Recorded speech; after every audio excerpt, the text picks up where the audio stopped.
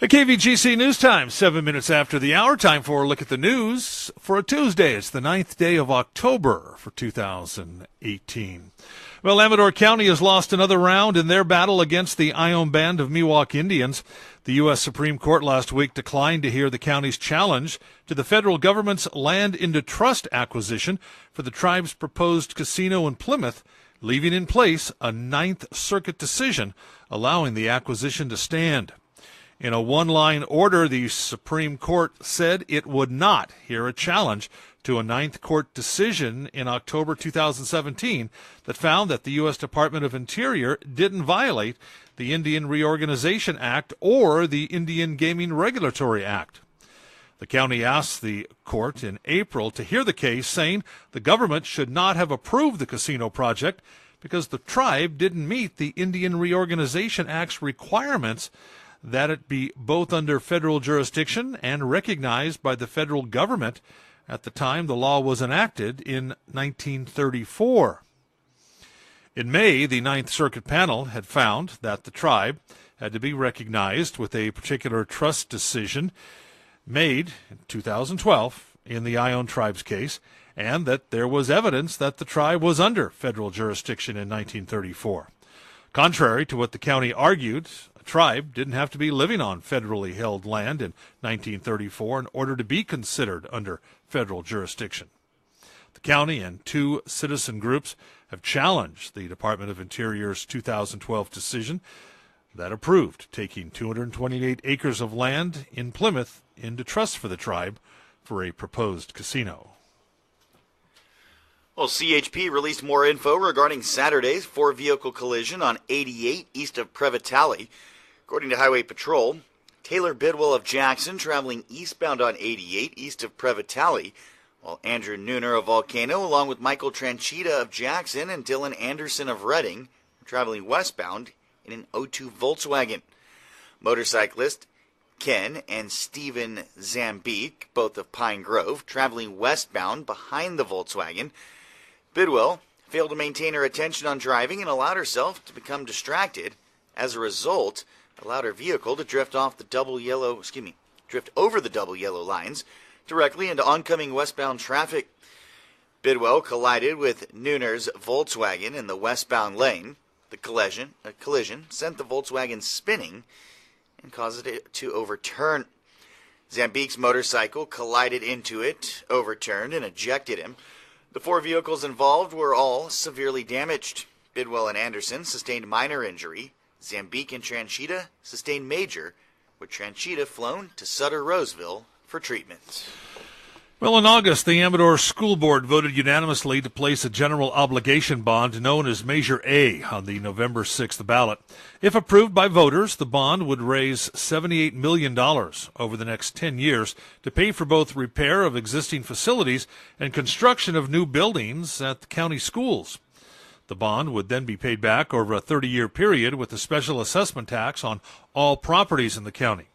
The bond measure would require a 55% majority in order to pass in November. In order to better understand the significant level of need at our schools and the reason for Measure A, the public is invited to attend one or more walking tours of the district's facilities. A guided tour of Jackson Elementary School will take place tomorrow, the 10th, at 5 p.m., and again on Saturday, the 13th, at 10 a.m. A facilities tour of Pioneer Elementary School will be held on Friday, the 12th, and again on Friday, the 26th, at 4 p.m. Tours of Ione Elementary School are scheduled for October 12th, 20th, and 25th. All Ione Elementary tours will begin at 4 p.m. Well, with the November general election just a month away, Calaveras Election Department needs additional poll workers in Railroad Flat, West Point, Valley Springs, and Jenny Lind. Now, the county pays $100 for an inspector, $85 for a clerk, and $85 for student poll workers. Training is an additional $5, though you must work at the polls to receive the payment. Now, the job can entail some long hours, especially for inspectors. Polls open at 7 a.m., close at 8 p.m. That means workers could be needed from 6 a.m. to 10 p.m., if not later.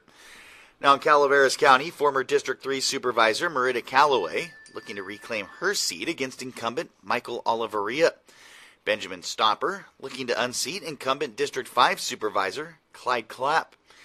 Calavera Sheriff Rick DeBasilio will seek to keep the job he was appointed to after the death of former Sheriff Gary Coons back in 2015 against challenger Gary Lee Stevens, an investigator for the Amador DA's office. Now, there will also be a 5-person race for 2 seats on the Angels Camp City Council, as well as a multitude of school and special district races.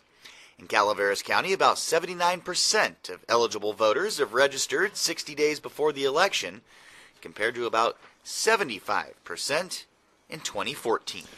And the California Highway Patrol and the California Office of Traffic Safety are working together to focus on child safety through the California Restraint, Safety, Education, and Training Campaign, better known as Car Seat 2.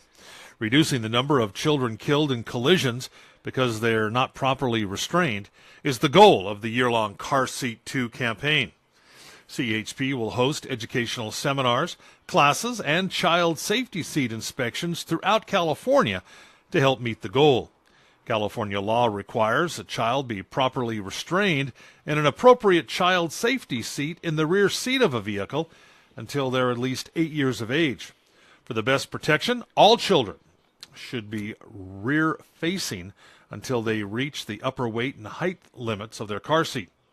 Information regarding child passenger safety, car safety seats, and seatbelt regulations are available at any local CHP office, and look for a number of classes and safety seat checks throughout the coming year in both Amador and Calaveras counties. And the much-anticipated Preston Castle Haunt event is finally here. The event will take place at the Preston Castle this weekend, next weekend, and the weekend of the 26th and 27th. Now, tickets are going fast. They are limited for each night. You need to get your tickets as soon as possible. Now, they will not be sold at the gate, only online in advance. Now, the VIP Fast Passes are sold out from what we understand, so it is $25 for general admission. No refunds. Tickets available online only, PrestonCastle.com. And that's a look at local news on a Gold Country Tuesday morning from the KVGC News Center. I'm JD. And I'm Jim Geedy reporting. Remember, for the latest news, traffic, and weather 24 hours a day, to visit our website, kvgcradio.com.